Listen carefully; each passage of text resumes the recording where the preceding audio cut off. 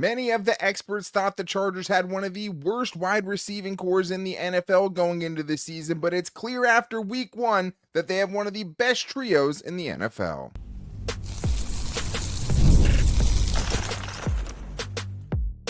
You are Locked On Chargers, your daily podcast on the Los Angeles Chargers. Part of the Locked On Podcast Network, your team every day. What is up, and welcome into the Locked On Chargers podcast. I'm your host, Daniel Wade, joined as always by my co-host, David Droegemeier, and we've been covering the Chargers now for 10 seasons, but this is our 8th year as the host of the Locked On Chargers podcast, bringing you your team every day. Thank you to the everydayers out there for making us your first listen. To make sure that you never miss the show, go subscribe or follow for free on the Locked On Chargers YouTube channel and listen wherever you get your podcast from. David, what do we got today? Daniel, after the first game of the season, it is very clear that they have a trio of very dangerous wide receivers, especially when it comes to Keenan and Ladd. It truly is pick your poison. And will those receivers help the Chargers get to a top 10 overall finish this season? I think there's definitely some reason for optimism of that. And unfortunately, from that week 1 game, Denzel Perryman did go down with an injury, so we have to talk about that and the repercussions of that injury. Yeah, I mean, losing a key veteran is obviously never good. It did feel like that was maybe the only big injury that we saw from that game, which I think you would take. But today's episode is brought to you by FanDuel. Right now, new customers can bet just $5, and if your bet wins, you'll get $300 in bonus bets to use across the app. David, it's Buy or Sell Tuesday, getting into the biggest Chargers overreactions and storylines, and even after 1 week, the overreactions are flying around, and we are here to get into them, including this first one here we have from Jackson, who says, buy or sell, Ladd McConkey, QJ, and Keenan Allen will be the best receiving trio in the league. So, there's a lot of talk always about wide receiver duos, right? And I think it would be very hard to make the argument the Chargers had the best wide receiver duo in the league. But when you're talking about three capable receivers, 3 guys who are pretty good, right, or better than that, the Chargers definitely, even, with PFF ranking them 27th in wide receiver cores going into the season, it would be very hard to rank them that low now. Because, I mean, if you're going 1 through 3, I think they're definitely in the conversation. Yeah, 100% that they are. I think you just look at these guys and what they bring to the table and how much stress they put on a defense. I think that's a pretty good measure of how dangerous they are. I mean, especially you saw it. You put Keenan and you put Ladd on the same side, it is a nightmare for the defenses because they know how easily these guys get open, how quickly they get open, how both of them really truly understand where the soft spots are in the defense and how to manipulate them. And, if you're going to double team Keenan or you're going to double team Ladd, then guess what? That's going to leave Quinton Johnston on your number 3 corner. And most of the time, that's going to be a good matchup for him. And that's what we saw in this first game against the Kansas City Chiefs. You might have 1 good corner. You may even have 2 decent corners, but very few teams in the NFL have 3 really good, high-quality corners, and that's why these type of guys and what they bring to the table really put a lot of stress on opposing defenses.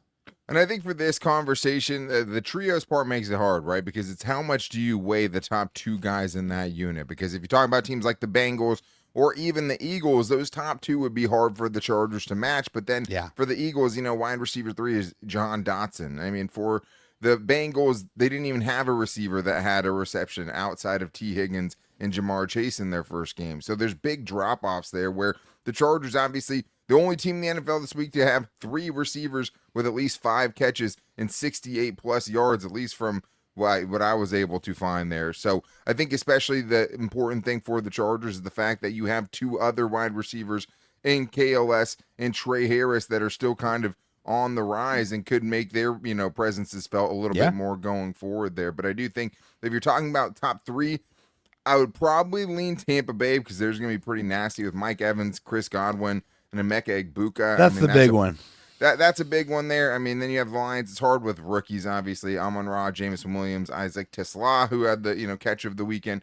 But yeah, I mean, the Chargers 1 through 3, especially for a team that pretty much no one had any expectations for their wide receivers outside of Lad McConkey, it feels much different this week. But how different and how good is Quinton Johnston? This is from Chris Saiz, who says, buy or sell, Quinton Johnston will lead the team in receiving yards and touchdowns by the end of the year. So I think the touchdowns part is pretty realistic, maybe even probable, David, but I don't think I'm willing to give the receiving yards away because I still think, to me, I'm selling that because it's Lad McConkey that's going to lead this team in receiving yards, in my opinion.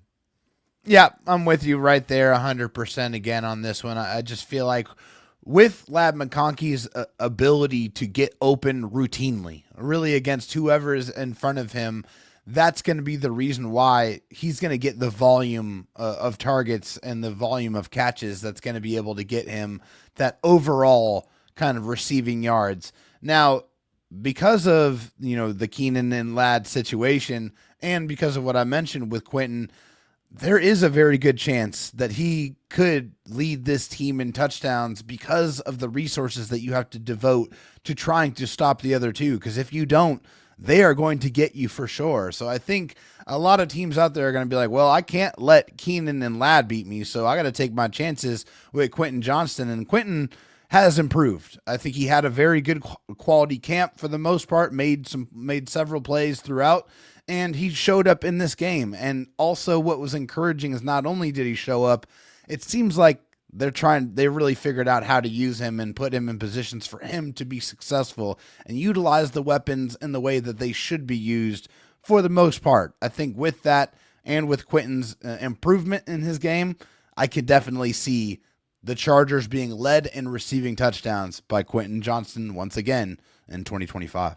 Well, that's the important thing, right? He already did it. He did it last year with 8 touchdowns, and that was before they had, Keenan Allen on the team, before they had as many other people that you had to worry about. But it does seem like Quinton does get some easy matchups and kind of finds himself all alone in the end zone pretty often. Now he had 2 touchdowns, 10 touchdowns he scored in the last year plus. But yeah, I mean, there is something to that. I think with Quinton Johnston, as far as like the receiving yards part goes, it's just like last season, like this is a great start for him, but he only had 3 games over 50 receiving yards, and he only had 2 games over 60 receiving yards, and he went over 100 in both of those. But it was very feast or famine with Quinton last year. So this year will be more about keeping it consistent and being able to do it week in and week out, because like you said, he should have very favorable matchups, and I think everyone knows how to use him. And I mean, outside of like the one big catch and run that he had, that was really the only kind of gadget play they ran for him specifically. But I do think that now you have other guys, so you can keep him more in a role like that. Yeah. And you don't need him to be that X receiver outside that's trying to win one-on-one balls down the field. But this one here is from George, who says, buy or sell, Quinton Johnston becomes Justin's favorite red zone target. And I think, David, I'm buying it because, I mean, he already kind of is. I mean, that is the guy he's looking for most often. He really is. And I mean, for Quinton's faults with his hands, he has improved as a route runner. And also the speed is always a threat there for Quinton. Like, he can get open. Looks like he's, being able to get open more successfully. And because of those matchups, he's proven it. He's a guy that's been there. He's been available, and whether it's a busted coverage or not, he's scoring those touchdowns, and those reps, those situations where he's having success is only going to breed confidence in Justin in those red zone moments where he's looking for somebody. He's like, well, hey, I've thrown 10 touchdowns to Quinton Johnston the last year. That's a guy that I trust. If I'm going to go throw the ball his way, he's going to come down with it and score a touchdown. Yeah, and the numbers, I mean, and that's a kind of ironic thing about it, is like he's not necessarily a fade threat, right? He's not a go up and get it threat there, which you would think you would be, would be the guy you would target most in the red zone. But he statistically has been Justin Herbert's favorite target, at least since the beginning of last year per True Media. Quinton Johnston has 13 targets in the red zone since the beginning of last season. Ladd is the next closest with 9. They both have 5 red zone touchdowns, because quite a few of Quinton Johnston's, including one in the last game, came from outside of the red zone. But I do think that with the attention those other guys are getting, Quinton Johnston has done a really good job running to space and kind of finding those openings that have led him to lead the team in touchdowns over the last season plus. But we still have more to get into because we know the Chargers have a talented wide receiver core, but the running game really wasn't there. Can the Chargers still have a top 10 offense in 2025? We're getting into all that and more in today's Locked On Chargers podcast. When the opening whistle blows on a new repair, get your crew moving forward with Supply House. Order today and see parts on your doorstep tomorrow. Over 280,000 plumbing, HVAC, and electrical items from the most trusted brands in the business. Their real-time inventory and honest lead times keep you from punting on projects, while their industry-leading customer service always has your blind side covered. Need parts faster for a project? Supply House has next-day delivery. Talk about a game changer, and the part finder tools and 3D schematics can save you hours on jobs where every detail matters. You don't have to be worried about where you're going to get what you need because you can go to Supply House and trust that they're going to have it if they say they have it. In their trade master perks like priority shipping and dedicated support make the whole process even smoother. Join the free Trade Master program today and score serious perks like priority shipping, lower prices, and a dedicated support line. Visit supplyhouse.com to sign up for free and use the promo code SHNFL5 for 5% off your first order. That's supplyhouse.com. Real people, real service.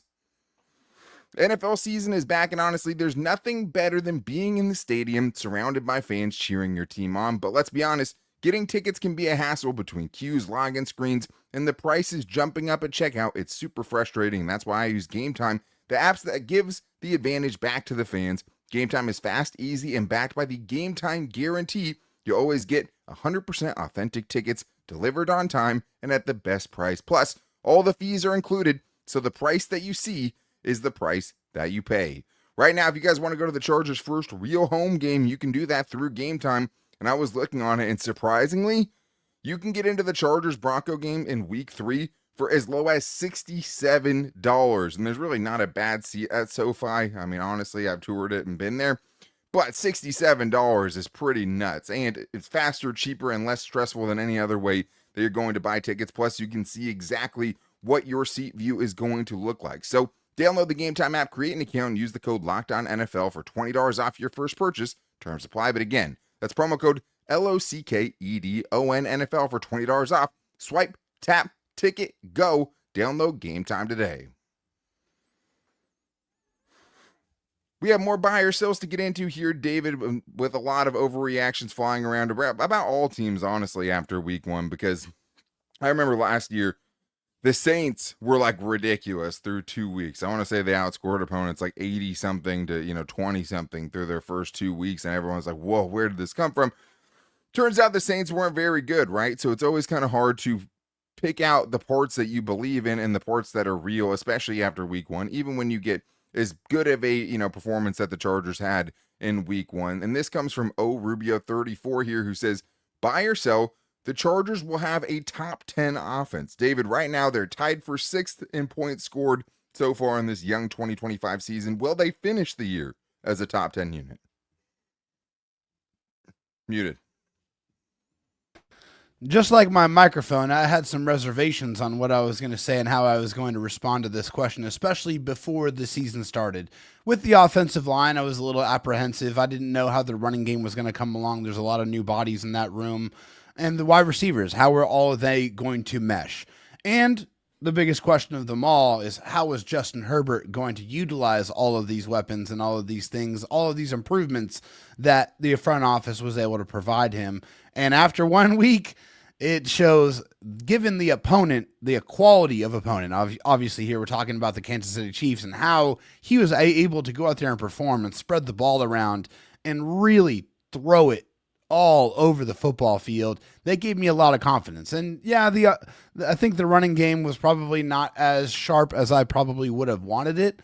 But also, I acknowledge that it was clear that the game plan was to spread it out and throw that ball all over the field. And they did exactly that. And Justin did it as well as anybody else that played a football game this past weekend. So with that being said, I believe the running game will get better as we go on. There will be more heavy run game specific game plans. This is Greg Roman and Jim Harbaugh we're talking about here. I mean, obviously they want to be able to do what they need to do to win football games, but that running game I think is going to catch up as they get Najee Harris more comfortable and Omar and Hampton gets a couple more games under his belt.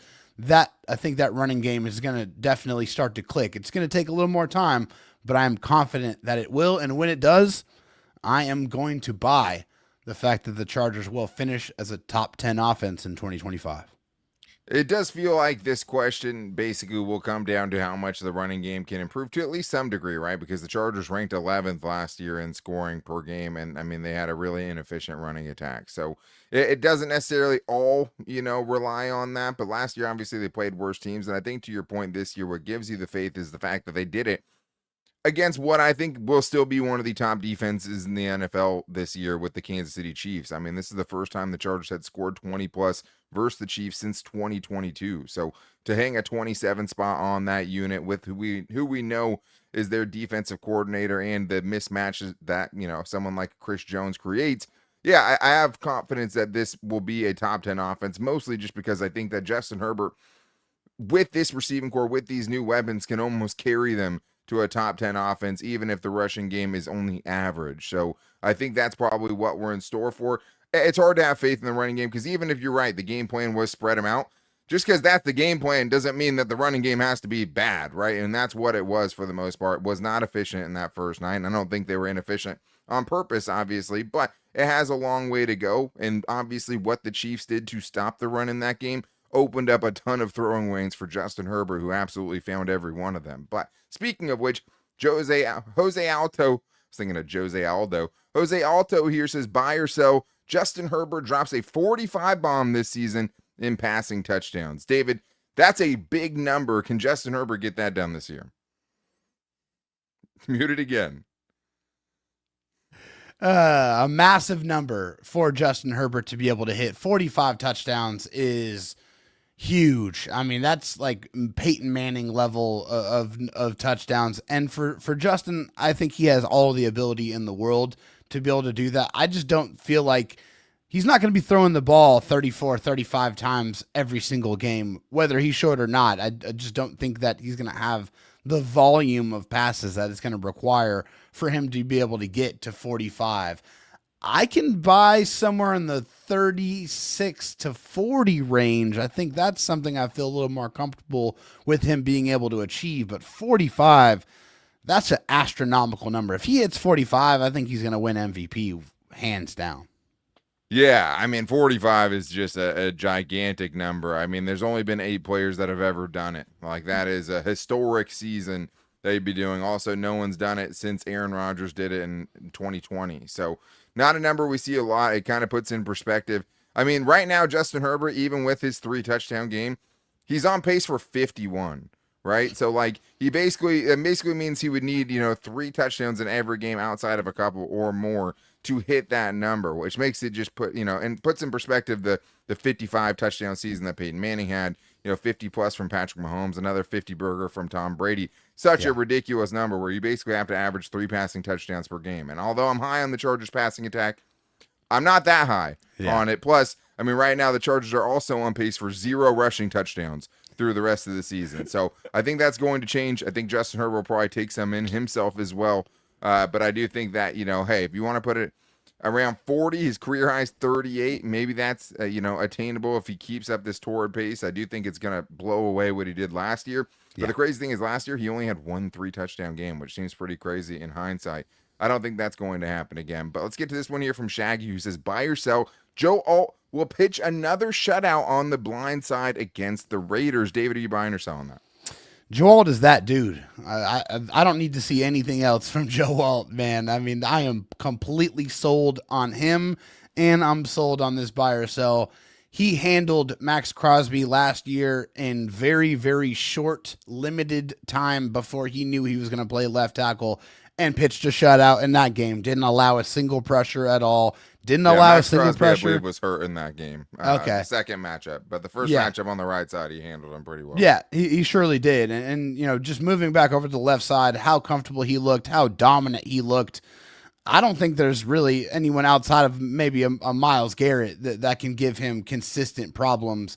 No disrespect to Max. He's a great football player without question. But Joe Alt is probably one of the best tackles in the league already, and we haven't even seen the best yet.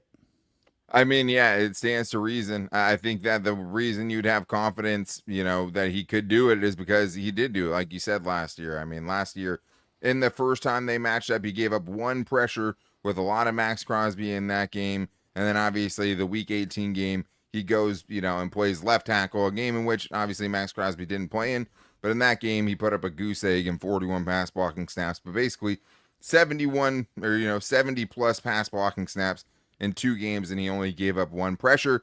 I think that, unfortunately, Trey Pipkins is going to be seeing a lot of Max Crosby, and I don't have any confidence in Tyree Wilson or Malcolm Koonce, who both had, all 3 of those guys had a sack in week 1, so no disrespect, but I think that he should be able to handle it, maybe even put up another shutout, which would be crazy because even Lane Johnson last year had only one, time where he had back-to-back games without allowing a pressure. He actually had 3 straight to open the season, but never did it again the rest of the year. Tristan Wirfs did that twice last year where he had back-to-back games with 0 pressures allowed. For him to do that would put him in that all-pro conversation for sure, and he'd be playing at that level. But we still have more to get into, including the latest injury news out of Denzel Perryman's last game and what he's dealing with. We're getting into all that and more in today's Locked On Chargers podcast. The NFL season is here, and FanDuel is making sure you're ready for kickoff with a can't-miss offer. Right now, new customers can bet just $5, and if your bet wins, you'll get $300 in bonus bets to use across the app. I think that's one of the most I've ever seen since we partnered with FanDuel, and that's a lot to be able to use in this very exciting football season. But I love using FanDuel because it fits however you like to bet, whether it's player props, building a same-game parlay, or even jumping in live as the action unfolds. I know I like cooking up parlays with the boys for sure, but the odds are already out for the Chargers primetime matchup on the road against the Las Vegas Raiders. And surprisingly, somewhat, they're only 3-point favorites. If you think the Chargers could beat them convincingly, though, you can also bet on how much you think they will win by. If you think they're going to win by 14 plus, you can get that at plus 340. So any way you want to bet, you can do it with FanDuel. Are you ready to play? Download the FanDuel app now by visiting FanDuel.com to get started. That's FanDuel.com to place your first $5 bet. David, we still have some more buy or sells to get into on this Tuesday where we get into the biggest Charger storylines and overreactions like we always do. But thank you to the everydayers out there, and make sure you guys are back with us tomorrow because we have a very special guest on the show, Dayon Henley.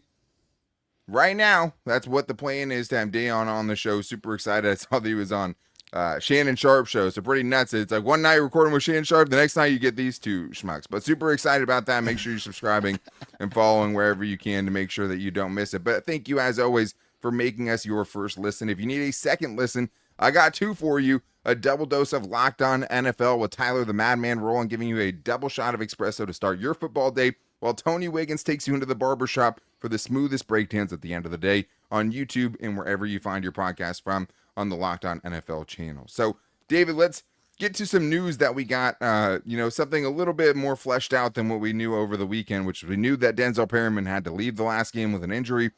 According to Ian Rappaport on Monday, he said veteran linebacker Denzel Perryman, who was knocked out of the win in Brazil over the Chiefs, was diagnosed with a high ankle sprain, sources say. Perryman is considered week to week, and he will miss some time. Generally, high ankle sprains can take 4 to 6 weeks to heal. So now, David, obviously not going to expect him this next week. I think the big question now is if he's going to have a trip on the injured reserve.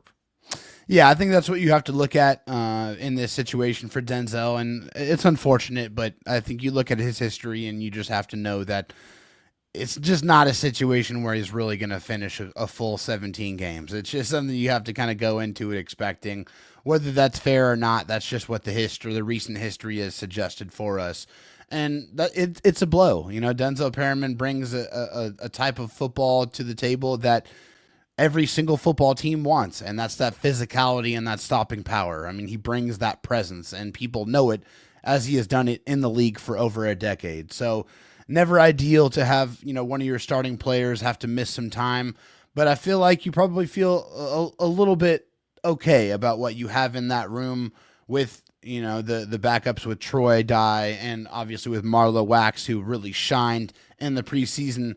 Maybe we start to see him maybe able to get some of these snaps, get in on this rotation on defense for the Chargers. But yeah, never ideal to have one of your starters have to miss some time.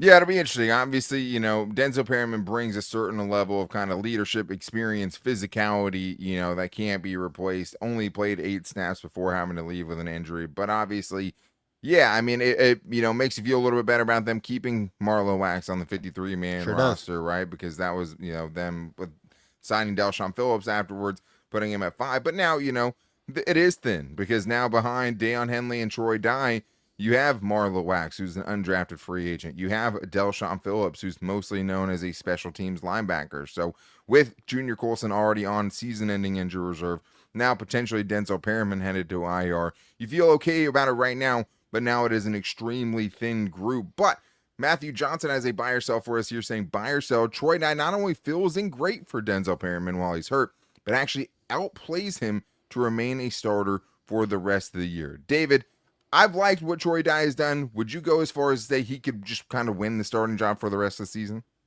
I think these are where these opportunities come from for players that have been waiting in the wings, that have been trying to break out and take their spot, because that's what Troy Dye did basically when he wanted to come to the Chargers. He said, hey, I've been primarily a special teams guy, but I want to go somewhere that gives me a chance to be able to get back on the field more as a defender.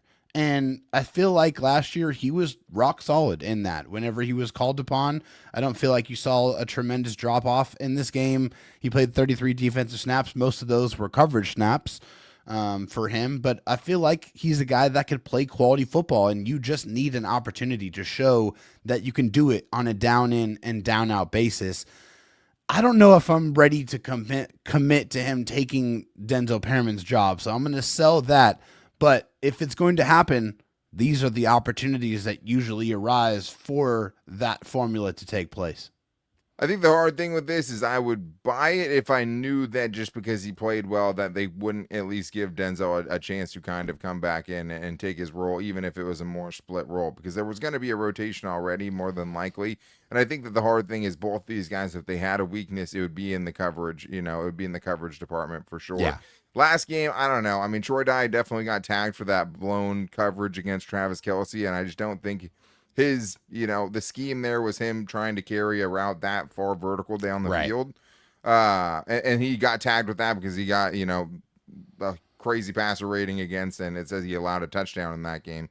He did bite on the play in the flat for sure, but I still don't think he necessarily was supposed to be covering Travis Kelce one-on-one or that play. He just happened to be kind of the closest guy, and on a play where no one was very close. But, I mean, since the start of last year, Troy Dye has been the Chargers' second best linebacker behind Deion Henley to me. And I just think he is more well-rounded. When he gets in there, you see him making plays. Even in this last game, 2 big smacks on Patrick Mahomes, which is always going to give you, a little bit more in my book as far as wanting you to be on the little field. Payback, too.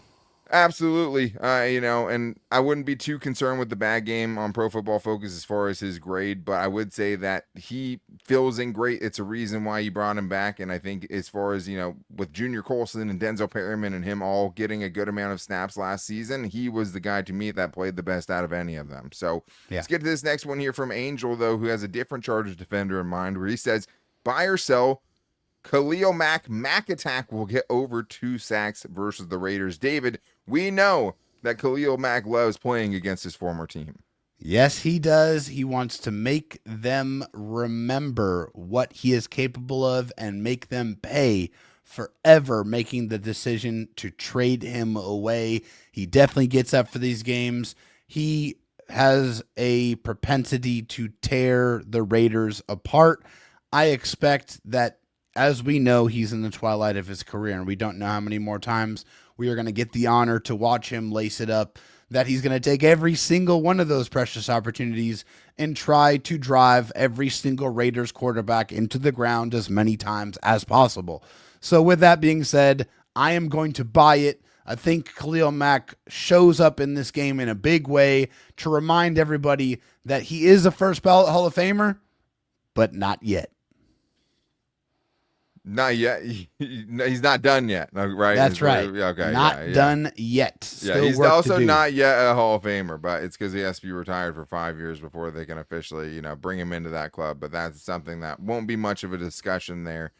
I'm gonna buy it because I think he needs it, man. Yeah. Like I was hoping for a big game against the Chiefs against their rookie tackle. Obviously, the quick passing game that the Chiefs started to use a lot more definitely hurt that. And also when you are going up against Patrick Mahomes, you have to kind of rush a different way because you don't want him getting outside the pocket against you, right? So that Gino's not nearly as mobile, not even close. No, and I mean Gino also was sacked 4 times last week and lost 29 yards. I mean that has been kind of the book on Gino, is he can take those sacks from time to time. But I mean he does, Khalil Mack in a powder blue uniform, have 2-3+ sack games against the Raiders. So if he's talking about getting them in bunches, we've seen him do it basically exclusively. I think it's probably the only team, at least as a Charger, where I think he's had 3 sacks against them, or 3 or more, obviously. But yeah, I mean, in his last 3 games against the Raiders, he's only had 1.5 sacks. So it feels like he's overdue to a certain extent. But more than that, man, like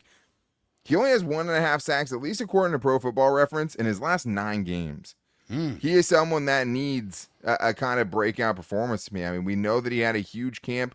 We know that he was able, a couple of years ago only, to put up a 17 sack season after kind of having a letdown 6 sack year last year. So feels like he needs it.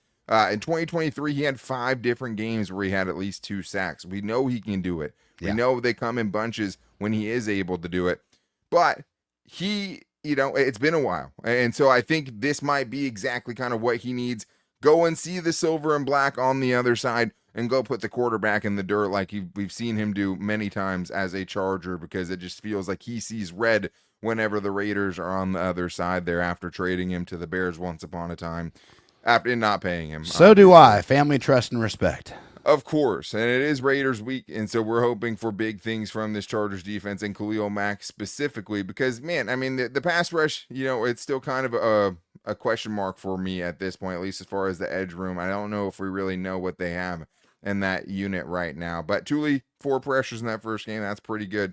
Khalil Mack had 2, but hopefully this week we can kind of see those sack numbers really stack up there. But that's going to wrap things up for today's show. Again, tomorrow, Deion Henley, after the Chargers' dominant defense performance, is going to be going on the Locked On Chargers podcast to come talk about it. So to make sure you don't miss it, go subscribe or follow for free on the Locked On Chargers YouTube channel and listen wherever you get your podcast from, as well as finding the show every day on all of our social media. You can find us on Twitter at Locked On LAC, on Instagram at Locked On Chargers, and our Locked On Chargers Facebook page. We appreciate you guys, as always, for making us, your first listen and for being everydayers. And without the support from you guys, we wouldn't have really special opportunities to be able to bring guys like Deion Henley on the show, which just seems crazy with the amount of guys, over the last year and a half we've been able to have. But he is the best interview that we've ever done. So I'm really, really excited what he is able to bring, not only the second time around with us, but also, or maybe third time around with us, but also in the season, right? When he's in the thick of it. So make sure you guys are back here tomorrow because it's going to be a ton of fun. But until then, guys, take it easy and go Bolts.